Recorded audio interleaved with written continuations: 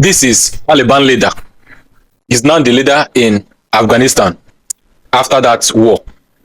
Now, during that war, some women in Afghanistan were claiming that they need freedom, that they want freedom.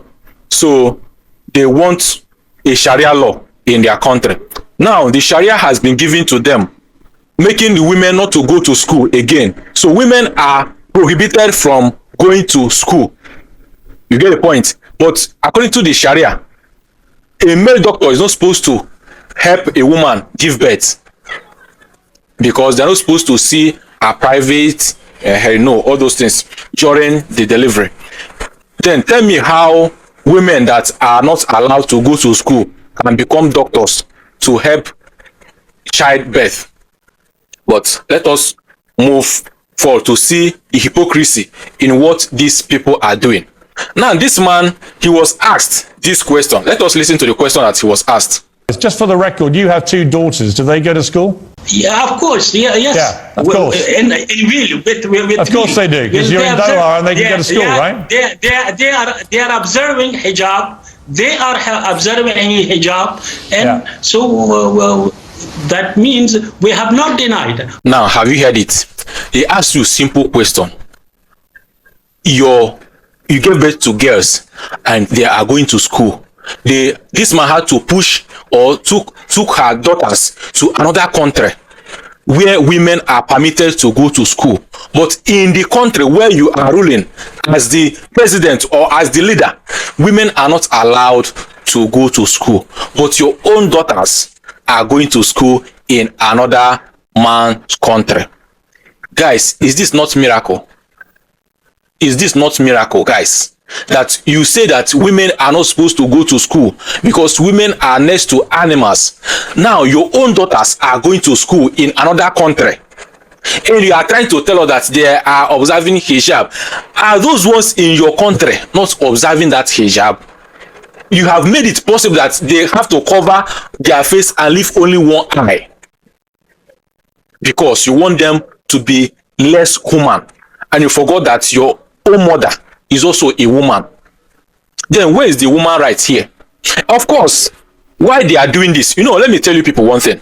Why they are doing this is because they don't want women to challenge them, because they know that if women go to school, they will know their rights. So they are not going to be used like that. Imagine a woman in this country, if you want to go out, a child of 5 years supposed to guide her, because that a boy of 5 years is superior and more experienced than that woman. This is what they are doing. And let us come back to Nigeria to see how this is also affecting us.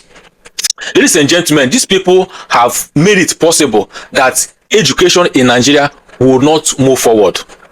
They continue to discourage education in Nigeria. They don't want their people to go to school because they see school as a taboo. So why are they doing this? They know that if these people go to school, they are not going to be used easily. No person can come and use them. That is why you are seeing Boko Haram.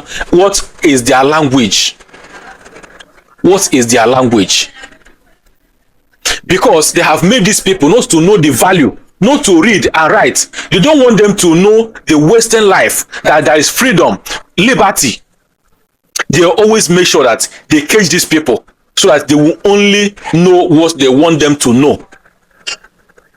It is also happening in North Korea, something like this, because they don't want them to know things that are happening around the world, because when they know the liberty that others have, these people might revolt.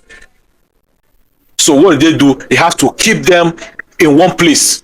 They will never cross this limit. That's exactly what is happening in Nigeria. And some people that are championing all this insecurity in Nigeria, that are encouraging them, they are doctors, their children are educated. And now, you see, those ones that are supporting them doing all these things they are doing in Nigeria, they will never force these people to build schools in a normal place, but they will continue to tell us that they have to build school inside bush. That's the way they're getting it wrong. Even if they have good thing in mind, they should not tell us that they have to build school for them inside that bush. They should come to where people are living and school with people, go to school with people. so that you know that the human love, the sympathy, know how human being talk and how human being behave. Now let us listen to what this man said. They are part of us and we are part of them. We must live with them. You can't drive them away. Make sure you are sharing this video. Away. They are our neighbors, so we should never allow them to be our enemies. This man said they know they go nowhere, that they are not going anywhere. They don't come, they say they don't come. So no matter anything you want to do, you can do it, but these people are not going anywhere. So is that how to talk about this type of thing going on in Nigeria? Or are you going to call your people to order to stop killing people? And let us also watch the interview that he had with this person. Hello, sir.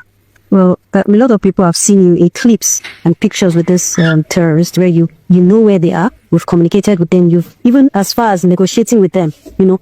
So a lot of people believe that since you have the knowledge about all this, is it that the government does not have the power or the equipment to know where these terrorists are to tackle insecurity? The government knows every terrorist by name and by location.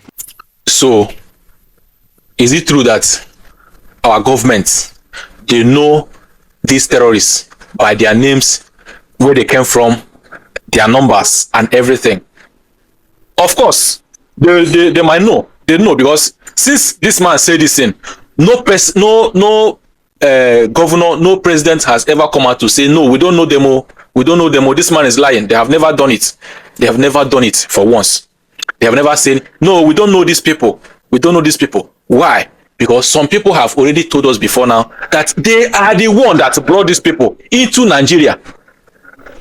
So to tell you that you cannot do anything about it. They are the one that brought these people into Nigeria.